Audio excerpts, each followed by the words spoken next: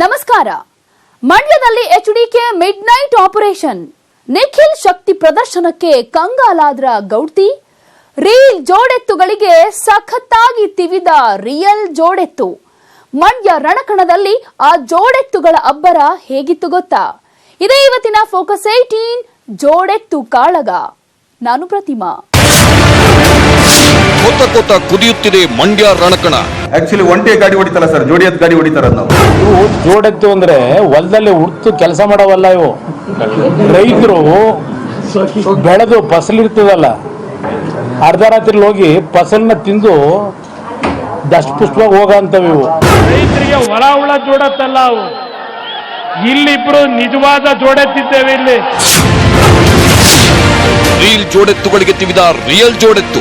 ನಿನ್ನೆ ಒಂದು ಬಳ್ಳಾರಿಲಿ ಒಂದು ಮಾತು ಹೇಳಿದ್ದೇನೆ, ನಿಮ್ಮ ಹೆಣ ಹೊರೋರು ನಾವೇ, ನಿಮ್ಮ ಪಲ್ಲಕ್ಕಿ ಹೊರೋರು ನಾವೇ. ಮಂಡ್ಯ ಕಾಳಗದಲ್ಲಿ ಈಗ ಬೆಂಕಿ ಬಿರುಗಾಳಿ.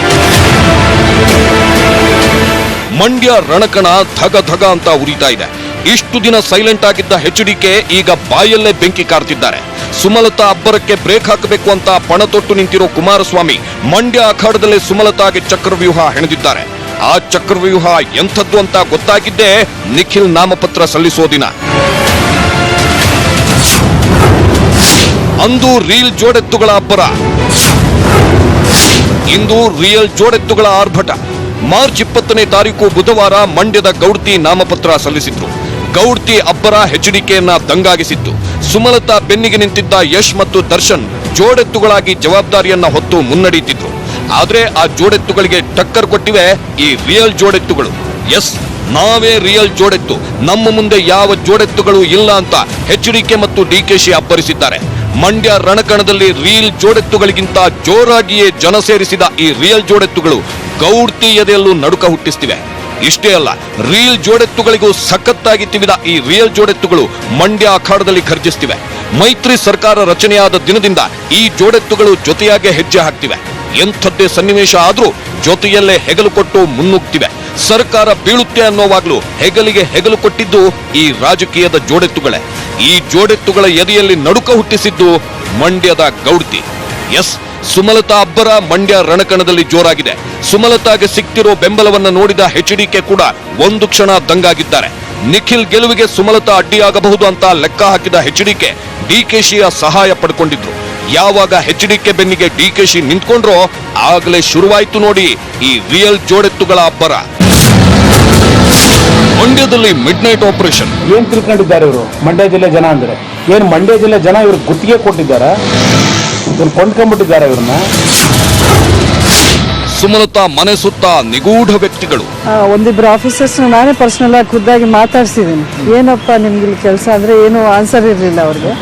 ನಮಗೆ ಒಂದು ಥ್ರೆಟ್ ಇದೆ, ಖಂಡಿತ ಸೆಕ್ಯೂರಿಟಿ ಥ್ರೆಟ್ ಇದೆ ಅಂತ ನನಗೆ ಅನ್ನಿಸ್ತಾ ಇದೆ. ಬೇಕಾದಷ್ಟು ಜನ ನನಗೆ ಆ ಥರ ಒಂದು ಮಾಹಿತಿನೂ ಕೊಡ್ತಾ ಇದೆ. ಅಂಬಿ ಪತ್ನಿ ಮೇಲೆ ಹದ್ದಿನ ಕಣ್ಣು.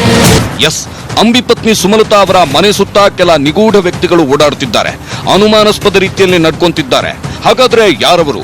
ಅವರು ಸುಮಲತಾ ಮೇಲೆ ಹದ್ದಿನ ಕಣ್ಣಿಟ್ಟಿರೋದು ಯಾಕೆ? ಈ ವ್ಯಕ್ತಿಗಳಿಂದ ಸುಮಲತಾ ಅವರ ಜೀವಕ್ಕೆ ಅಪಾಯ ಕಾದಿದೆಯಾ? ಇಂಥ ಪ್ರಶ್ನೆಗಳು ಇದೀಗ ಎಲ್ಲರನ್ನೂ ಕಾಡ್ತಿವೆ. ಹೀಗಾಗಿ ಸುಮಲತಾ ಅಂಬರೀಶ್ ಸೋಮವಾರ ಮಧ್ಯಾಹ್ನ ಚುನಾವಣಾಧಿಕಾರಿಗಳಿಗೆ ದೂರು ನೀಡಿದ್ದಾರೆ. ಸುಮಲತಾರಿಗೆ ಯಾರಿಂದ ಇದೆ ಬೆದರಿಕೆ? ಆ ನಿಗೂಢ ವ್ಯಕ್ತಿಗಳು ಯಾರು? ಸುಮಾ ಮೇಲೆ ನಡೆಯುತ್ತಿದೆಯಾ ಗೂಢಾಚಾರಿಕೆ? ಎಸ್, ಕಳೆದ 1.5 ತಿಂಗಳಿಂದ ಸುಮಲತಾ ಅಂಬರೀಶ್ ಅವರ ಮೇಲೆ ಗೂಢಾಚಾರಿಕೆ ನಡೆಯುತ್ತಿದೆಯಂತೆ. ಆ ವ್ಯಕ್ತಿಗಳು ಸುಮಲತಾ ಅವರ ಇಂಚಿಂಚು ನಡೆಯನ್ನು ಗಮನಿಸುತ್ತಿದೆಯಂತೆ. ಈ ಬಗ್ಗೆ ಸುಮಲತಾ ಅವರು ಹೇಳೋದೇನು ಗೊತ್ತಾ? ಸುಮಾರು 1.5 ತಿಂಗಳಿಂದ ನಮ್ಮ ಮನೆ ಸುತ್ತ ಇಂಟೆಲಿಜೆನ್ಸ್ ಆಫೀಸರ್ಸ್ನ ಪೋಸ್ಟ್ ಮಾಡಿ ಒಂಥರ ಗೂಢಚಾರಿ ಅಂದರೆ ಸ್ಪೈಯಿಂಗ್ ಕೆಲಸವನ್ನು ಮಾಡ್ತಿದ್ದಾರೆ. ಒಂದಿಬ್ರು ಆಫೀಸರ್ಸ್ನ ನಾನೇ ಪರ್ಸನಲ್ ಆಗಿ ಖುದ್ದಾಗಿ ಮಾತಾಡ್ಸಿದ್ದೀನಿ. ಏನಪ್ಪ ನಿಮ್ಗೆ ಇಲ್ಲಿ ಕೆಲಸ ಅಂದರೆ ಏನು ಆನ್ಸರ್ ಇರಲಿಲ್ಲ ಅವ್ರಿಗೆ. ಅದಾದಮೇಲೆ ನಮ್ಮ ಸೆಕ್ಯೂರಿಟಿ ಹತ್ರಕ್ಕೆ ಹೋಗಿ ಯಾರೆಲ್ಲಿ ಬರ್ತಾರೆ, ಏನೇನು ನಡೀತಾ ಇದೆ ಅನ್ನೋದನ್ನು ದೇ ಆರ್ ಟ್ರೈಂಗ್ ಟು, ಆಮೇಲೆ ಫೋಟೋಸ್ ತೆಗೆದು ವಿಸಿಟರ್ಸ್ ಫೋಟೋಸ್ ತೆಗೆದು ಕಳಿಸೋ ಅಂಥ ಮ್ಯಾಟ್ರ್ ಇದನ್ನೆಲ್ಲ ಮಾಡ್ಕೊಂಡು ಬರ್ತಾಯಿದ್ರು. ಸೊ ಆ ವಿಚಾರವನ್ನು ನಾನು ಮೊದಲನೇದಾಗಿ ಕಂಪ್ಲೇಂಟಲ್ಲಿ ಮೆನ್ಷನ್ ಮಾಡಿದ್ದು. ಕೇಳಿದ್ರಲ್ಲ, ಸುಮಲತಾ ಅವರ ಮನೆ ಮೇಲೆ ಗೂಢಚಾರಿಕೆ ನಡೆಸಲಾಗುತ್ತಿದೆಯಂತೆ. ಹಾಗಾದ್ರೆ ಗೂಢಚಾರ ಮಾಡಿಸುತ್ತಿರೋರು ಯಾರು, ಯಾಕೆ ಅಂತ ಕೇಳಿದ್ರೆ ಅದಕ್ಕೆ ಸುಮಲತಾ ಅವರ ಉತ್ತರ ಸಿಎಂ ಕುಮಾರಸ್ವಾಮಿ. ಮಂಡ್ಯ ಅನ್ನೋದು ಐ ಥಿಂಕ್ ಈ ಕಂಟ್ರಿಲೇ ಒಂಥರ ಸ್ಪಾಟ್ಲೈಟ್ ಆಗಿ ಒಂದು highly sensitive and high profile election ಆಗಿರೋದ್ರಿಂದ plus it is the CM son the ruling party. So ನಮಗೆ ಒಂದು ಥ್ರೆಟ್ ಇದೆ, ಖಂಡಿತ ಸೆಕ್ಯೂರಿಟಿ ಥ್ರೆಟ್ ಇದೆ ಅಂತ ನನಗೆ ಅನ್ನಿಸ್ತಾ ಇದೆ. ಬೇಕಾದಷ್ಟು ಜನ ನನಗೆ ಆ ಥರ ಒಂದು ಮಾಹಿತಿನೂ ಕೊಡ್ತಾ ಇದ್ದಾರೆ. ಅದು ಅಲ್ಲದೆ ಫೋನ್ಸೂ ಟ್ಯಾಪ್ ಮಾಡಿದ್ದಾರೆ.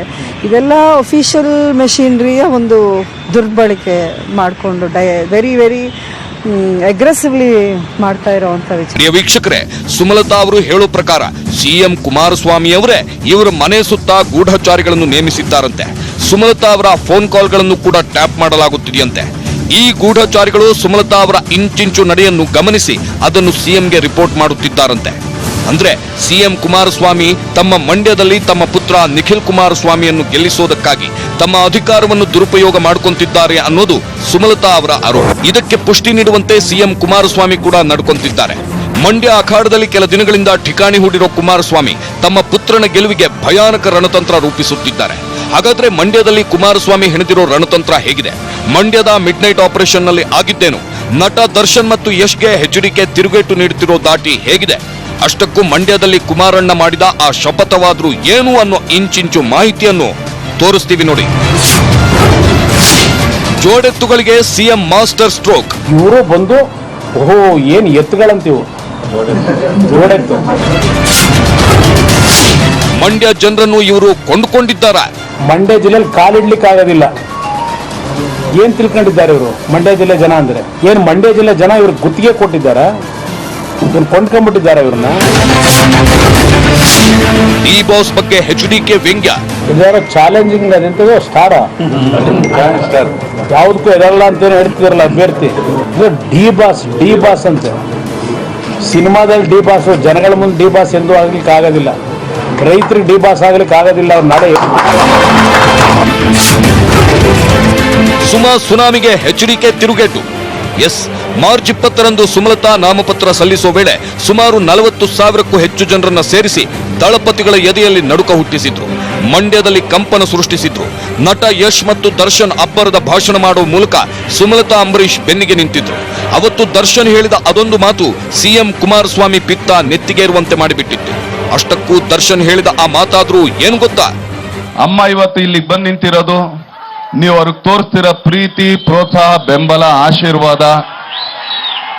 18ನೇ ತಾರೀಕಲ್ಲ 23 ಓಪನ್ ಆಗುತ್ತಲ್ಲ, ಅವತ್ತು ಪಡ ಪಡ ಪಡ ಪಡ ಪಡ ಹೇಳ್ತಿದ್ದಾಗ ಇವತ್ತೇನೇ ನಮ್ಗೆ ಅಂದಿದ್ರು ಅವ್ರು ಹಂಗಂಗೆ ಕೆಳಗಡೆ ಹೋಗ್ಬೇಕು, ಇದು ಹೇಳ್ತಾ ಇರಬೇಕು. ಇಷ್ಟೇ ನಾನು ಕೇಳ್ಕೊಳ್ಳೋದು. ದರ್ಶನ್ ಹೇಳಿದ ಈ ಮಾತು, ಇದೊಂದೇ ಮಾತು ದಳಪತಿಗಳು ಕೆಂಡಾಮಂಡಲರಾಗುವಂತೆ ಮಾಡಿತ್ತು. ಹೀಗಾಗಿನೇ ದರ್ಶನ್ ಏನು ಅವರು ಮಂಡ್ಯ ಜನರ ಬಗ್ಗೆ ಹೇಗೆಲ್ಲ ಕೇವಲವಾಗಿ ಮಾತಾಡ್ತಾರೆ ಅನ್ನೋ ಒಂದು ಹಳೆ ಆಡಿಯೋ ತುಣುಕೊಂದನ್ನು ಸಾಮಾಜಿಕ ಜಾಲತಾಣಗಳಲ್ಲಿ ಹಾರಿಬಿಟ್ಟಿದ್ದಾರೆ. ಇಷ್ಟಕ್ಕೂ ಯಾವುದು ಆ ಆಡಿಯೋ ಅಂತೀರಾ? ನೀವೇ ಕೇಳಿ.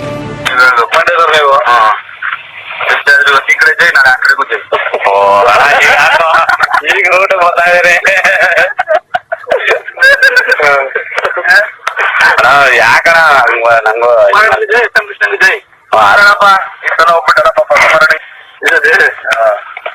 ಅದಕ್ಕೆ ಕರ್ಸಿದ್ರ ಅಣ್ಣನ ಪಾಪ ಮೊನ್ನೆ ಯಾವನೊಬ್ಬ ಸಿಕ್ಕಿದಪ್ಪ ಇಲ್ಲಿ ಶ್ರೀರಂಗ ಕೊಟ್ಬೇಕ್ರಿ ನಂಗಲ್ಲಿ ಸಿಂಗಾಪುರಲ್ಲಿ. ಮಂಡ್ಯ ಅಣ್ಣ ಅಂಬಿಷನ್ ಏನ ನೀ ಪಾಪ ವೈಟ್ ತೋರಿಸ್ಬಿಡು. ಮಂಡ್ಯ ಅಣ್ಣ ಅಂಬಿಷನ್ ಏನ ನೀ ಪಾಪ ವೈಟ್ ತೋರಿಸ್ಬಿಡು. ಮಂಡ್ಯ ಅಣ್ಣ ಅಂಬಿಷನ್ ಏನ ನೀ ಪಾಪ ವೈಟ್ ತೋರಿಸ್ಬಿಡು. ಏನಾರು ಮಾಡ್ಬೇಕಣ್ಣ. ಈ ಆಡಿಯೋ ವೈರಲ್ ಆಗುತ್ತಿದ್ದಂತೆ CM ಕುಮಾರಸ್ವಾಮಿ ಇದಕ್ಕೆ ಪ್ರತಿಕ್ರಿಯಿಸಿದ್ದು ಹೀಗೆ. ಅವರು ಬಳಸಿರ್ತಕ್ಕಂಥ ಪದ ಇದೆಯಲ್ಲ ಮಂಡ್ಯ ಜಿಲ್ಲೆಯ ತಾಯಂದ್ರ ಬಗ್ಗೆ, ಅದೇನಾದ್ರೂ ಮನೆಗೆ ತಲುಪಿಬಿಟ್ರೆ ಮಂಡ್ಯ ಜಿಲ್ಲೆಯಲ್ಲಿ ಕಾಲಿಡ್ಲಿಕ್ಕೆ ಆಗೋದಿಲ್ಲ. ಏನ್ ತಿಳ್ಕೊಂಡಿದ್ದಾರೆ ಇವರು? ಮಂಡ್ಯ ಜಿಲ್ಲೆ ಜನ ಅಂದ್ರೆ ಏನ್ ಮಂಡ್ಯ ಜಿಲ್ಲೆ ಜನ ಇವ್ರು ಗುತ್ತಿಗೆ ಕೊಟ್ಟಿದ್ದಾರ? ಇವ್ರು ಕೊಂಡ್ಕೊಂಡ್ಬಿಟ್ಟಿದ್ದಾರೆ ಇವ್ರನ್ನ. ದರ್ಶನ್ ಯಶ್ ಜೋಡೆತ್ತಲ್ಲ ಕಳ್ಳೆತ್ತು. ಮಾರ್ಚ್ 18ರಂದು ಸುಮಲತಾ ಮಂಡ್ಯದಲ್ಲಿ ಪಕ್ಷೇತರ ಅಭ್ಯರ್ಥಿಯಾಗಿ ಸ್ಪರ್ಧಿಸ್ತೀನಿ ಅಂತ ಘೋಷಿಸಿದಾಗ ಸುಮಲತಾ ಬೆನ್ನಿಗೆ ನಿಂತಿದ್ದು ಮತ್ತಿದೆ ಯಶ್ ಮತ್ತು ದರ್ಶನ್. ಅವತ್ತು ದರ್ಶನ್ ಮಾತಾಡ್ತಾ ಸುಮಲತಾ ಪರ ನಾನೊಬ್ಬನೇ ಅಲ್ಲ, ನಮ್ಮ ಹೀರೋನೂ ಇದ್ದಾರೆ, ನಾವು ಜೋಡೆತ್ತುಗಳು ಅಂದಿದ್ರು.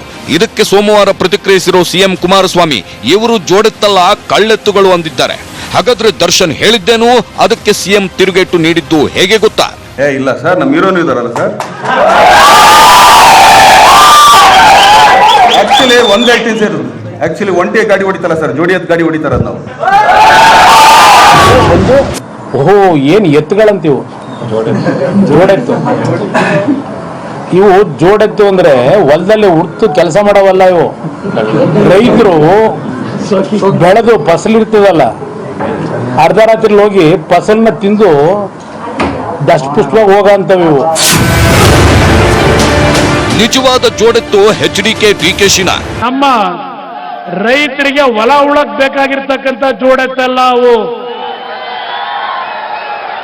ರೈತರಿಗೆ ಹೊಲ ಉಳ ಜೋಡೆತ್ತಲ್ಲ ಅವು. ಇಲ್ಲಿಬ್ರು ನಿಜವಾದ ಜೋಡೆತ್ತಿದ್ದೇವೆ ಇಲ್ಲಿ. ಹೀಗೆ ಕೆಲ ದಿನಗಳಿಂದ ಮಂಡ್ಯದಲ್ಲೇ ಬೀಡು ಬಿಟ್ಟಿರುವ ಸಿಎಂ ಕುಮಾರಸ್ವಾಮಿ ತಮ್ಮ ಪುತ್ರ ನಿಖಿಲ್ ಗೆಲುವಿಗಾಗಿ ರಣತಂತ್ರ ಹೆಣೆಯುತ್ತಾ ಪ್ರತಿಸ್ಪರ್ಧಿಗಳ ವಿರುದ್ಧ ಮಾತಿನ ಬಾಣಗಳನ್ನು ಬಿಡ್ತಿದ್ದಾರೆ. ಅಷ್ಟೇ ಅಲ್ಲ, ಭಾನುವಾರ ಒಂದು ಮಿಡ್ ನೈಟ್ ಆಪರೇಷನ್ ಅನ್ನು ನಡೆಸಿದ್ದಾರೆ.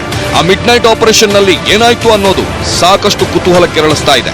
ಇಂಟ್ರೆಸ್ಟಿಂಗ್ ವಿಚಾರ ಏನು ಅಂದ್ರೆ, ಸಿಎಂ ನಡೆಸಿದ ಆ ಮಿಡ್ ನೈಟ್ ಆಪರೇಷನ್ ನಿಂದಾಗಿಯೇ ಸೋಮವಾರ ನಿಖಿಲ್ ನಾಮಪತ್ರ ಸಲ್ಲಿಸೋ ವೇಳೆ ಜನಸಾಗರವೇ ಹರಿದು ಬಂತು.